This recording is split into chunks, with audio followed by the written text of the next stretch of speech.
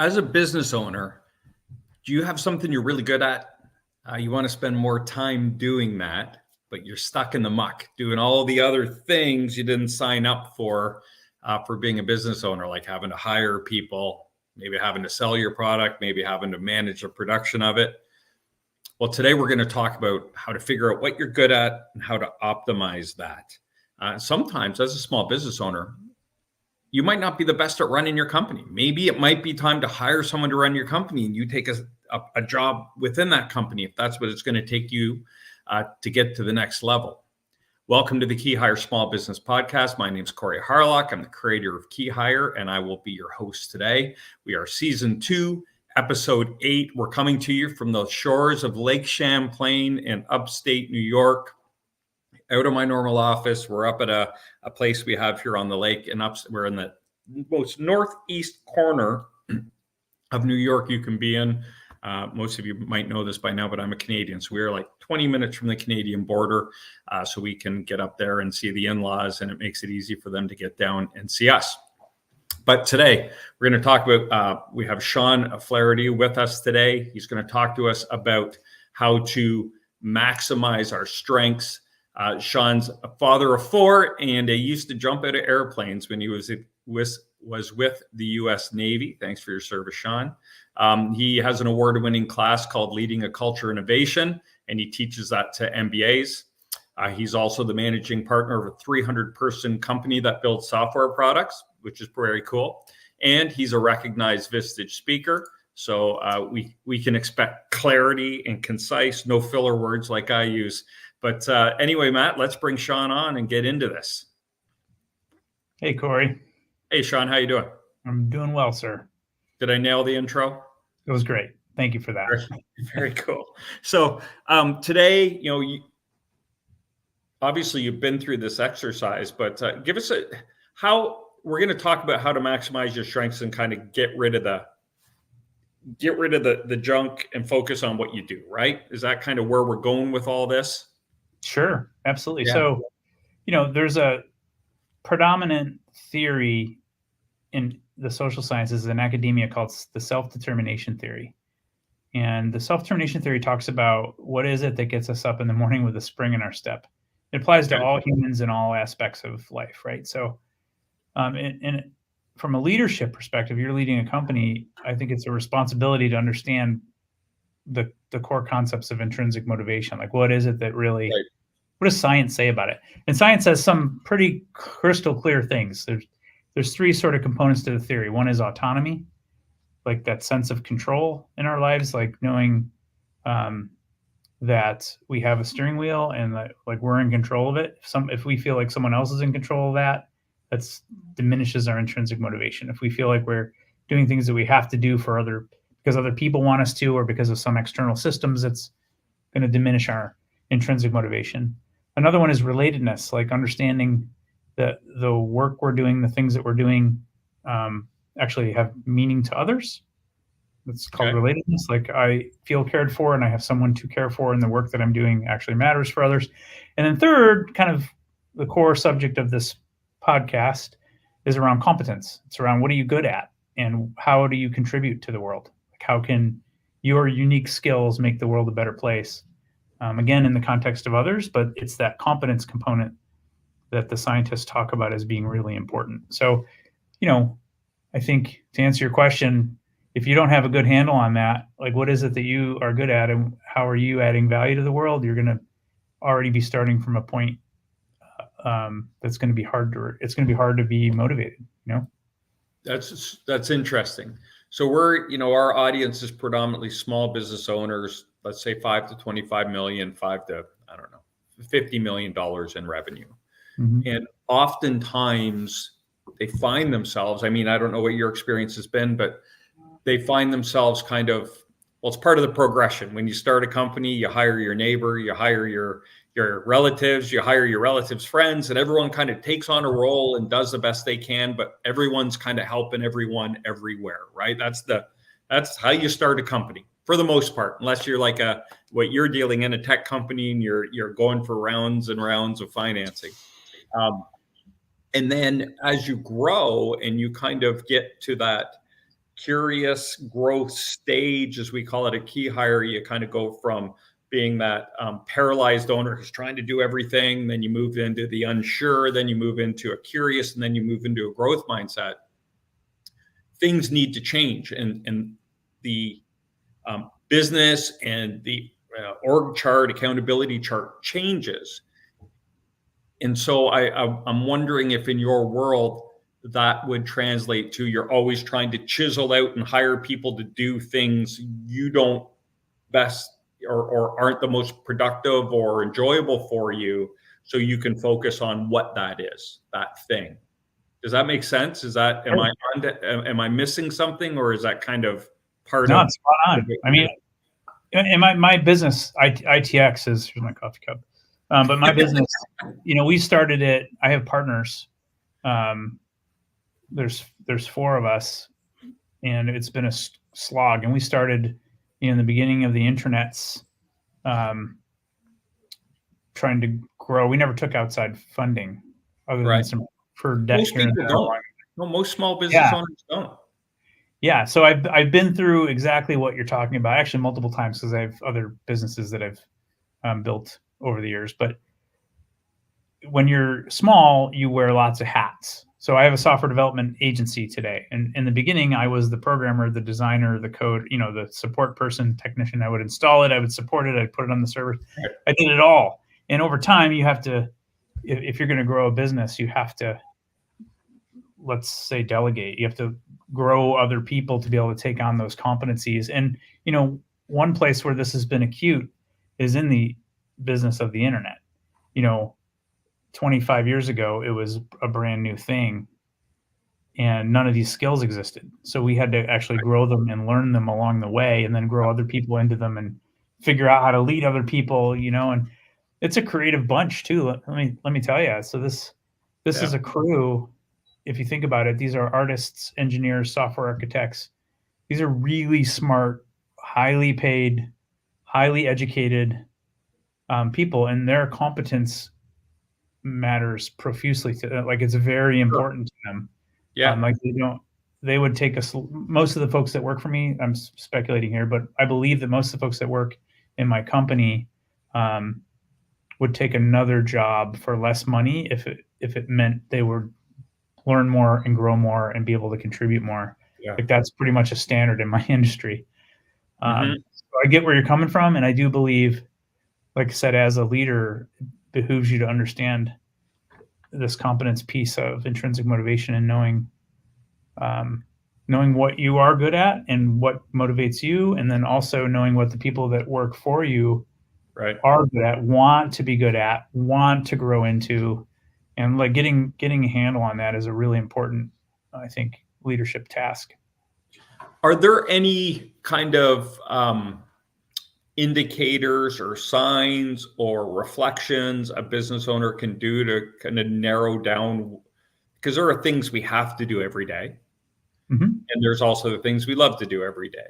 And sometimes, if you can take yourself back to when you were startup and getting busy, and it's always that business doesn't grow like this, right? You got sales, then you got to scale up, and then, we have too many people, too many programmers, we got to go get more business, and it's always this ebb and flow.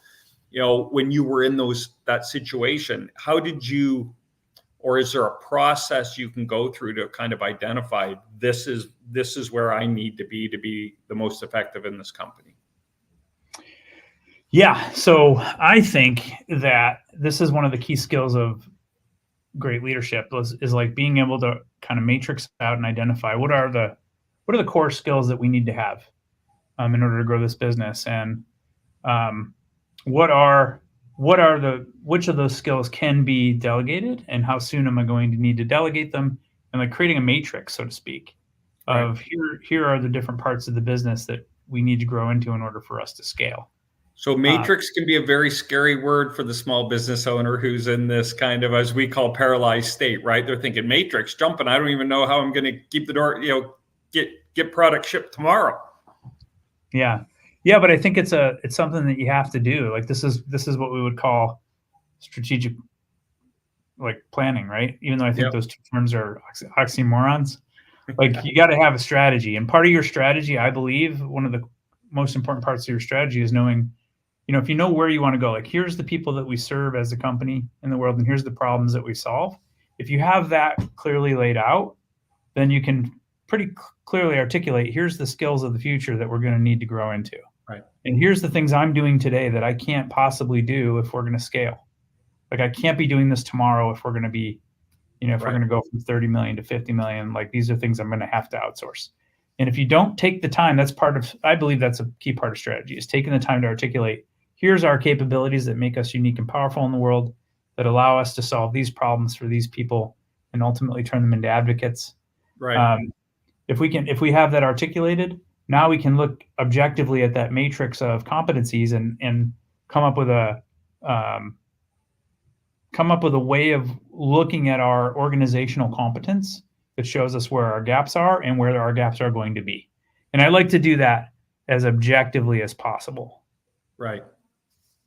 Does it make sense? And when I say it does make sense, and that it's part of the progression. And I think a lot of the business owners I get to work with often are, we take them back, like the beginning is that paralyzed state when it's just so busy, they're trying to do everything, and they're oftentimes their team are great people doing the best job they can, but the business and the volume of business and the complexity of the business have outgrown their experience or capabilities.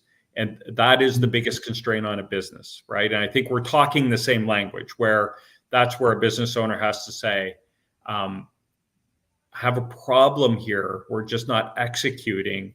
And oftentimes when they're new and it's these loyal people that have been with them a long time and that have given blood, sweat, and tears, it's hard to say, that's my problem, right? Because they kind of get blinded, or they truthfully are just so busy, they just know it's not working the way it needs to. When time is your only input, that's probably not a great process. When all you can do is put more time on it and have more people work more hours to get the job done, that gets really tough. Yeah, and let's be honest about that. Every business, my own included, at some point they're going to reach this what's called the valley of death, right? Where you have to make some investments. You have to make some investments which are going to eat into your profitability and maybe even make you go negative for a little while. And you're going to have to be able to sustain that to get out the other side. So define investments, because that's an interesting term. And my initial thought is like, it's, I think people, you got to start bringing in some really high experience, high impact talent, right? But give me some other depth when you say, what's that? Every business is different, but it's almost always about talent. Like, okay, in my in the right business. Yeah, sometimes it's if you're manufacturing something, sometimes it's always a competence issue though, right? So like, hey, we figured out this niche, and we can make a bunch of money. We see that there's this problem that we're solving in the market. We can turn these customers into advocates. So maybe we need to buy $1 million piece of equipment so we can produce more of it and get over that hump.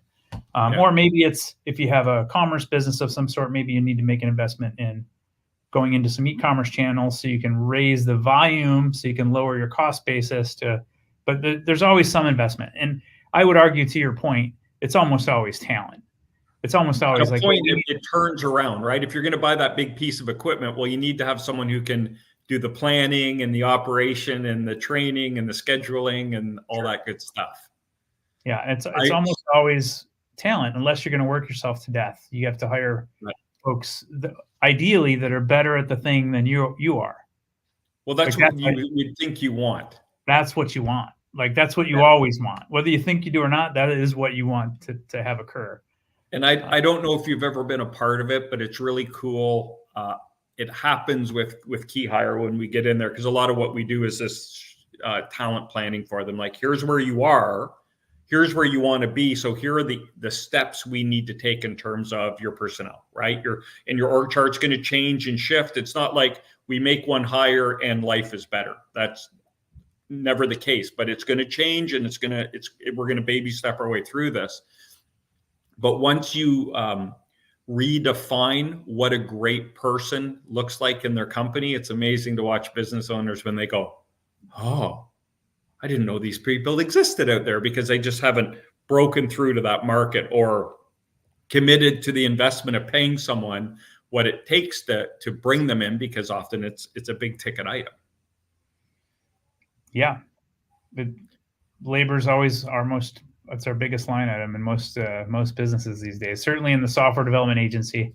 For sure. I know, it's crazy. Those guys are, and they don't even want to come to the office. They want to work from the back of their van at the beach while you're paying them all that. Which is fine as long as they're productive, right? They're killing it. So let's kind of talk then about the mistakes you see, business owners making when, they're trying to focus on their talent, where they can bring the biggest impact to their business. I think we've danced around it a lot, but what mistakes do you see business owners make when they kind of say, hey, I'm going to lead the sales team because that's what I'm good at. I know all the clients. I built up this business and I need everyone else to do their job so I can focus on sales.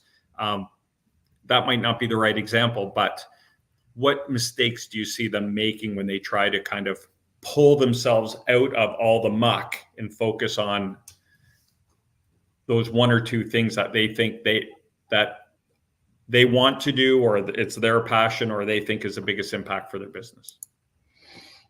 Yeah. And again, I think it goes back to what I said earlier. I think it was Steve Jobs that says you hire smart people so they can tell you what to do, not so you can tell them what to do. Right.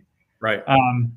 I think it all goes back to self-determination theory for me. Like, you hire a person for what you can see. Like, you can only see what they put on their resume, the stories that they can tell about their history, and whatever you get from calling references or whatever. They've got a collective history of what they've accomplished.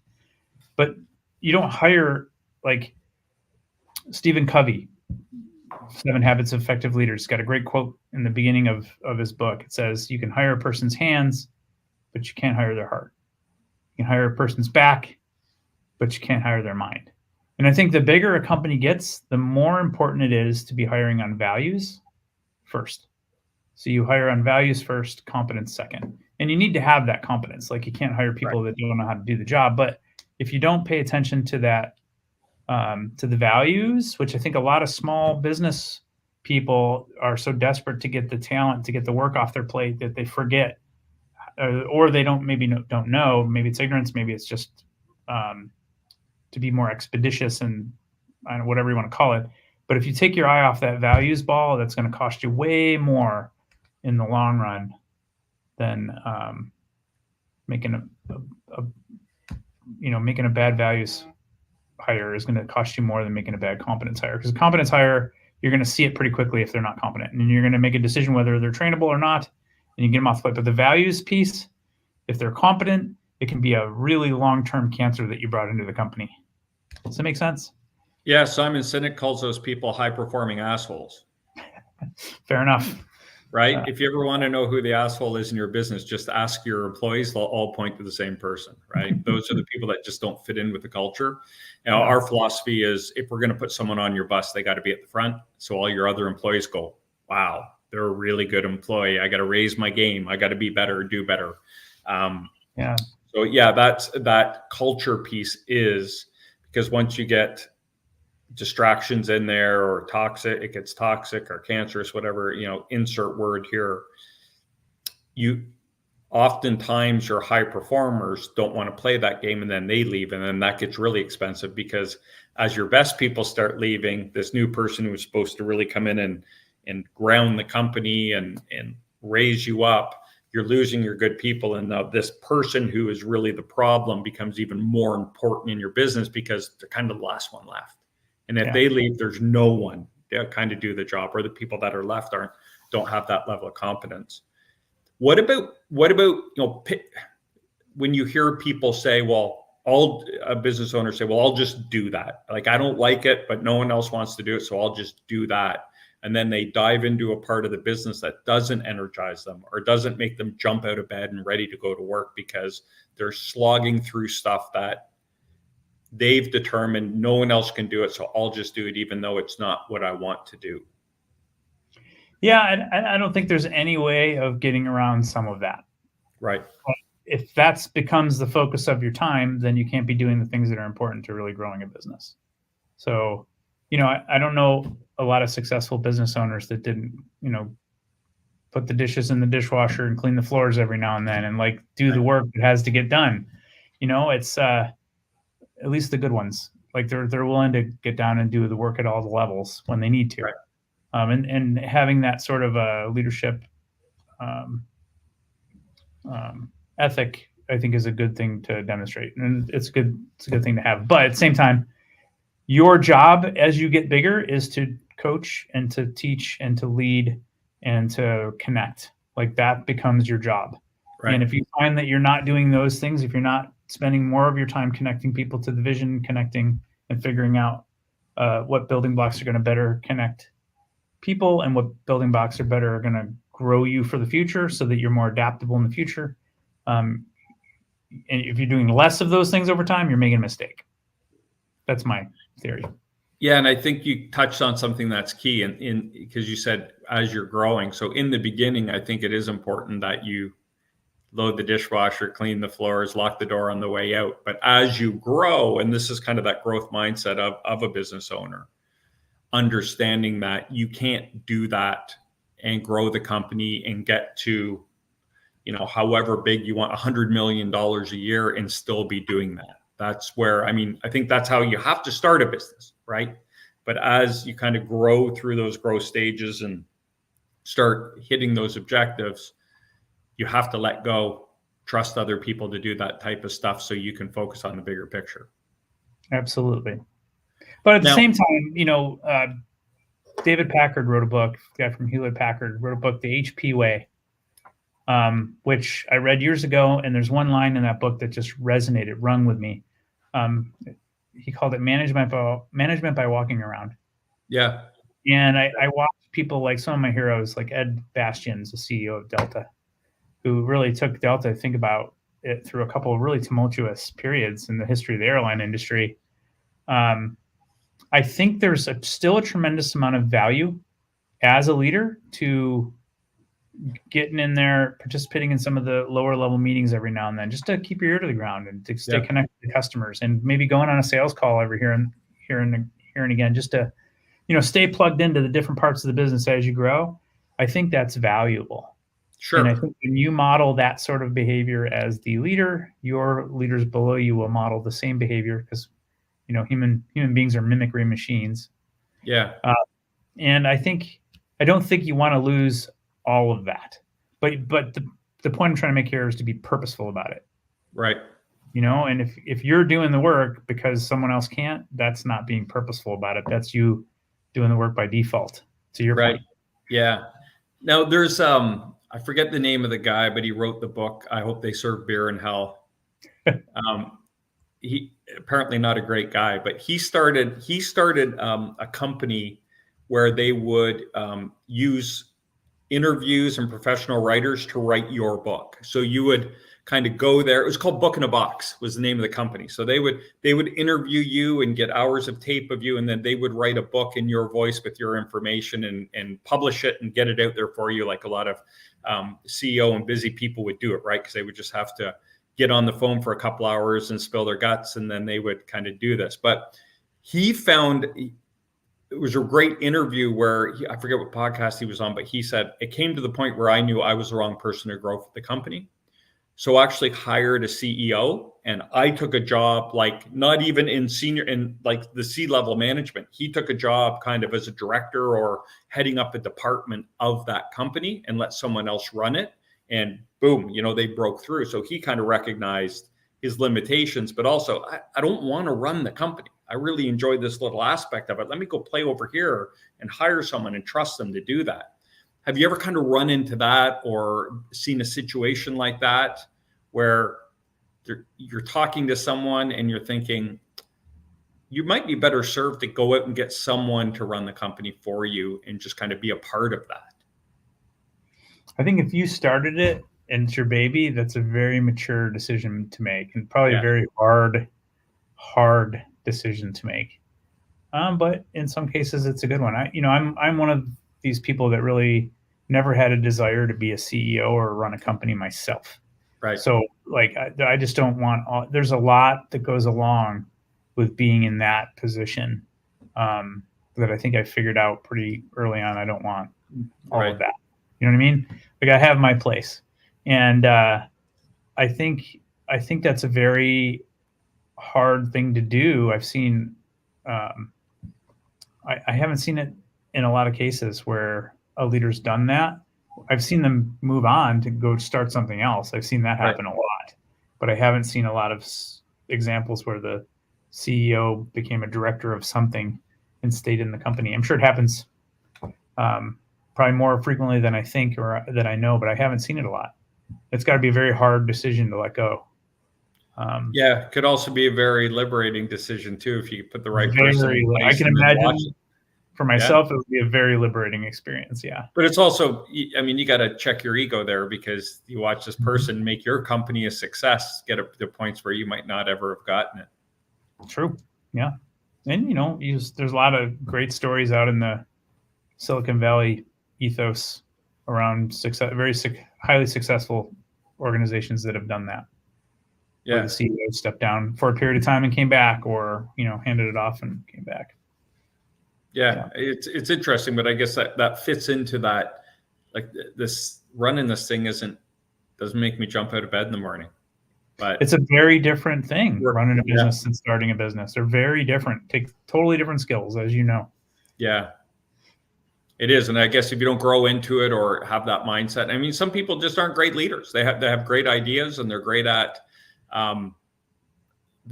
innovation, or they're great at creating, or they're great at engineering, whatever it is.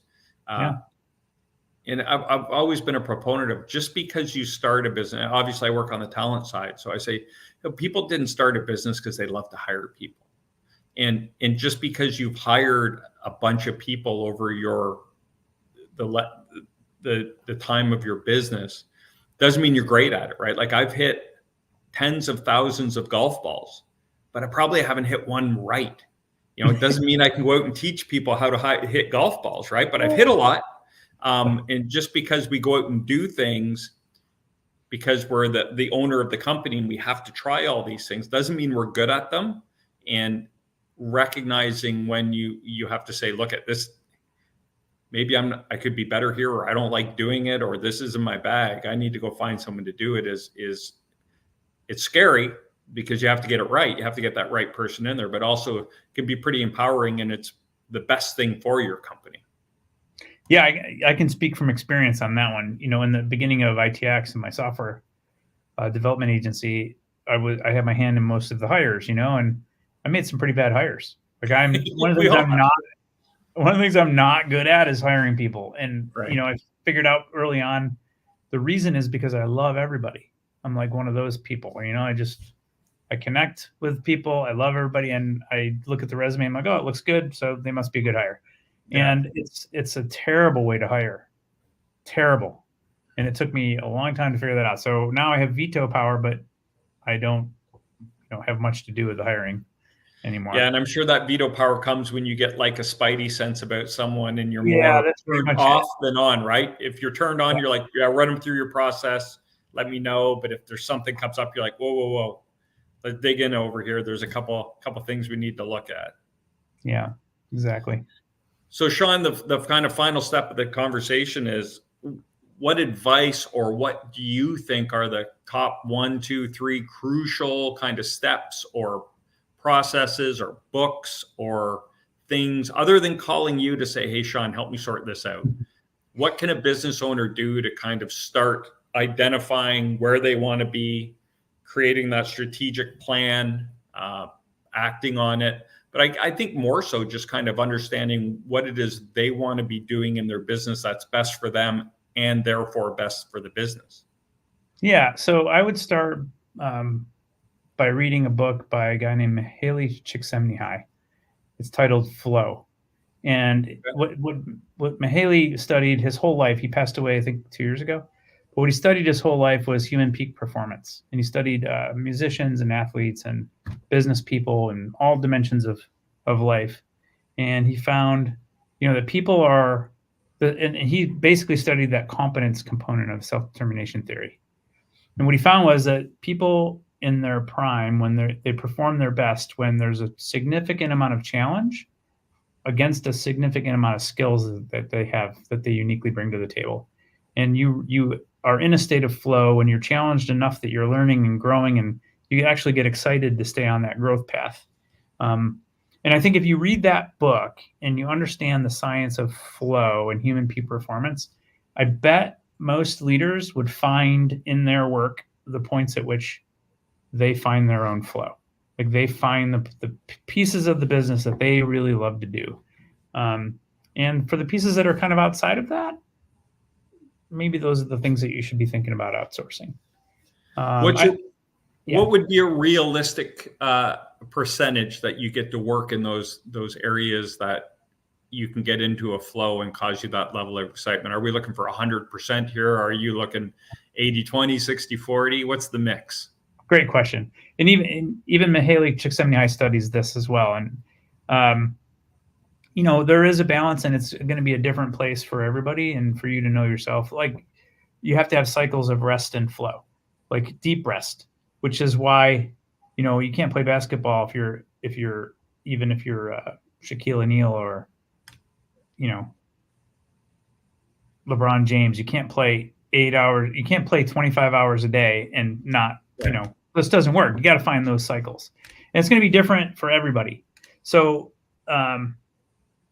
I think a good rule of thumb is, I would say, if you could find a way in which you're in flow 2 hours a day, 2-3 hours a day in your workday, that's a good place to be. That'd be my rule of thumb. And even when you say that, I'm like, man, that for people to find those 2 or 3 hours just to really get into what they do uninterrupted, right? Because how many times you get do you know where do I find this document, or where's the contract for, or where is this, right? So getting it set up to do it is very cool. Hey, yeah, man, but if you don't set up the time for it, if you don't have that purpose, you're never going to get it. You're never going to have that space in your life. You're just going to keep solving the fire that's in front of you, And I've talked about this on previous podcasts. Sometimes we get addicted to that because that's where you feel your value is. And dangerous. I have my personal theory is addicted to chaos. And I always reference, I had a client who they had a CNC business and they machine stuff. And their claim to fame was, you call us at 6 o'clock Friday, whatever you need, and we'll have it there by, before the weekend's done. And so I said to them, well, why don't you look at all these calls you've received? I bet you 80% of them are involved with 10 materials.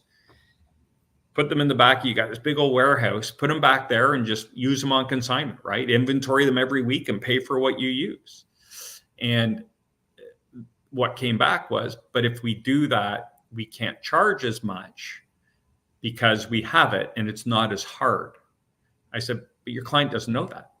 If they need it, they're willing to pay whatever. And if you're the person who can get it for them, but they weren't in love with the product they were selling. They were in love with how hard they had to work to produce the product they were selling. And they saw the value of their product was in how hard it was to deliver, because no one else could do it, but they could. And they could have made it a lot easier, but they refused to do that. Fascinating. Isn't that wild? That's wild. So sometimes we get in love with the quick hits. I can fix a fire. I can solve a problem right now. And that gives me that little boost of adrenaline, and I'm like, okay, one problem solved.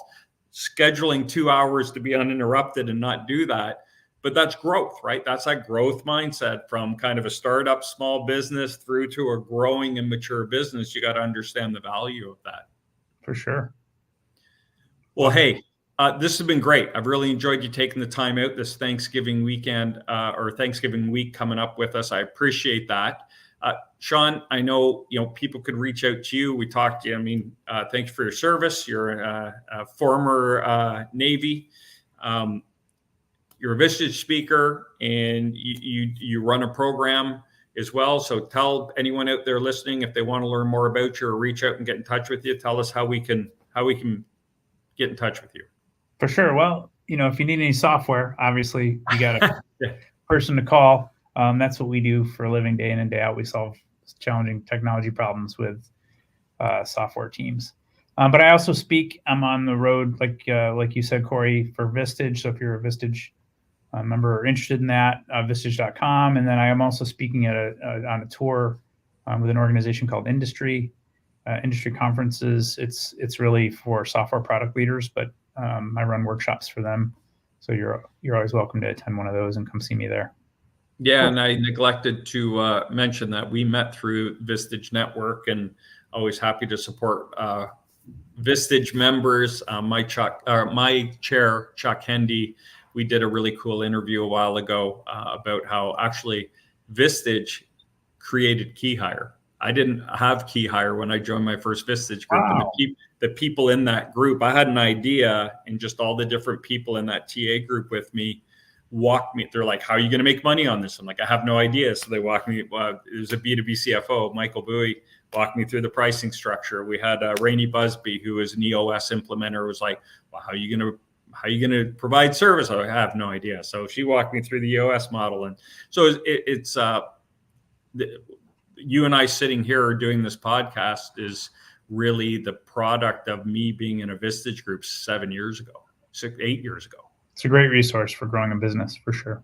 I can't recommend it enough, especially for the people we're talking about today. And a lot of the things that you shone a light on today, they would get that kind of, I wanted to say expert help, but it's not expert help. It's more people that have been through it and have gone through the experience, and much like you did for us today, can kind of tell you the rights and wrongs, and well, here are the mistakes I made. I don't know how to do it correctly, but I know how not to do it, right? So yeah, I agree. It's a super valuable resource. Thanks so much. Have a great Thanksgiving. All my best to you and the family, and we'll be in touch soon. Same to you, Corey. Thank you so much. Thanks, Sean. There you go, Sean Flaherty. Some great information, man. I'm loving these conversations more and more. Selfishly, I'm learning a lot too. I'm a small business owner. We're all small business owners. And it's always amazing when you can get this context from other people who have been there, done that, are expert resources, have lived it, whatever it is.